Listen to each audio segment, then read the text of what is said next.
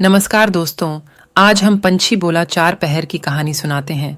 आपसे विनती है, चैनल को भी सब्सक्राइब कर ले। एक समय की बात है, एक राजा बड़ा समझदार था। वह हर नई बात को जानने को इच्छुक रहता था। उसके महल के आंगन में एक बकौली का पेड़ था।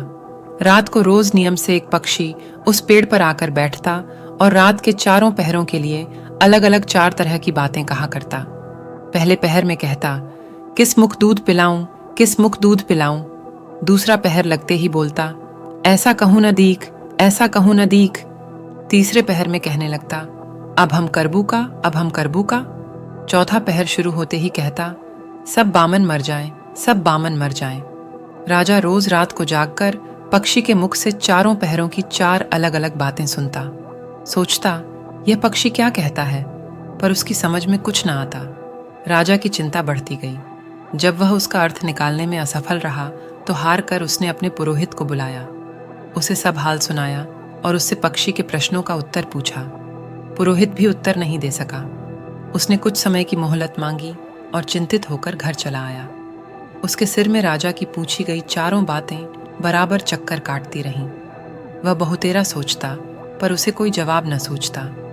अपने पति को हैरान देखकर ब्राह्मणी ने पूछा, तुम इतने परेशान क्यों हो, मुझे बताओ, बात क्या है। ब्राह्मण ने कहा, क्या बताऊं, एक बड़ी कठिन समस्या मेरे सामने आ खड़ी हुई है। राजा के महल के आंगन में रोज रात को एक पक्षी आता है और चारों पहरों में नित्य नियम से चार अलग अलग बातें कहता है। राजा पक्षी की उन बातों का मतलब नहीं समझा तो उसने मुझसे उनका मतलब पूछा, पर पक्षी की पहेलियां मेरी समझ में भी नहीं आती।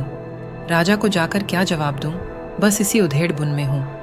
ब्राह्मणी बोली, पक्षी कहता क्या है, जरा मुझे भी सुनाओ। ब्राह्मण ने चारों पहरों की चारों बातें कह सुनाई।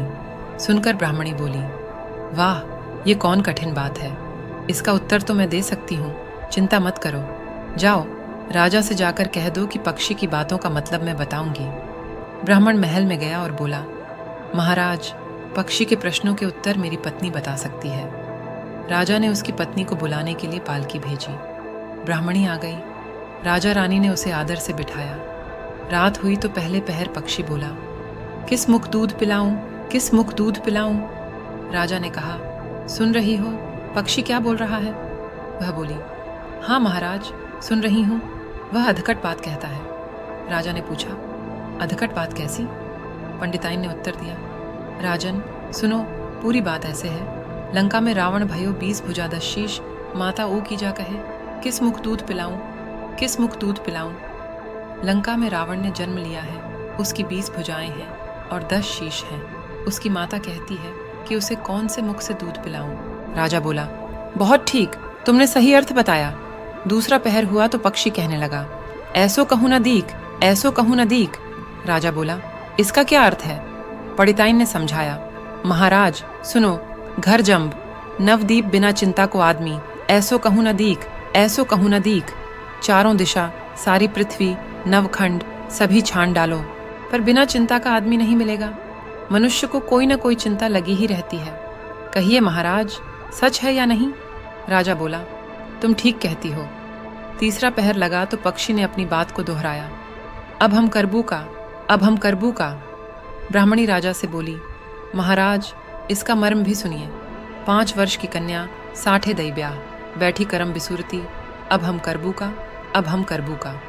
5 वर्ष की कन्या को 60 वर्ष के बूढ़े के गेल ब्याह दो तो बेचारी अपना करम पीट कर यही कहेगी, अब हम करबू का, अब हम करबू का। सही है ना महाराज। राजा बोला, पंडिताइन, तुम्हारी यह बात भी सही लगी। चौथा पहर हुआ तो पक्षी ने चोंच खोली, सब बामन मर जाएं, सब बामन मर जाएं। तभी राजा ने ब्राह्मणी से कहा, सुनो पंडिताइन, पक्षी जो कुछ कह रहा है, क्या वह उचित है।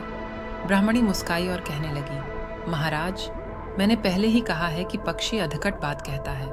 वह तो ऐसे सब ब्राह्मणों के मरने की बात कहता है। वैश्या संगत जो करें, सुरा मांस जो खाएं, बिना सपरे भोजन करें, वह सब बामन मर जाएं, वह सब बामन मर जाएं। जो ब्राह्मण वैश्या की संगति करते हैं, मदिरा और मांस का सेवन करते हैं तथा बिना स्नान किए भोजन करते हैं, ऐसे सब ब्राह्मणों का मर जाना ही उचित है। अब बताइए, पक्षी का कहना ठीक है या नहीं। राजा ने कहा, तुम्हारी चारों बातें 52 तोला पावरत्ती ठीक लगी। तुम्हारी बुद्धि धन्य है। राजा ने दोनों को बढ़िया कपड़े और गहने देकर मान सम्मान से विदा किया।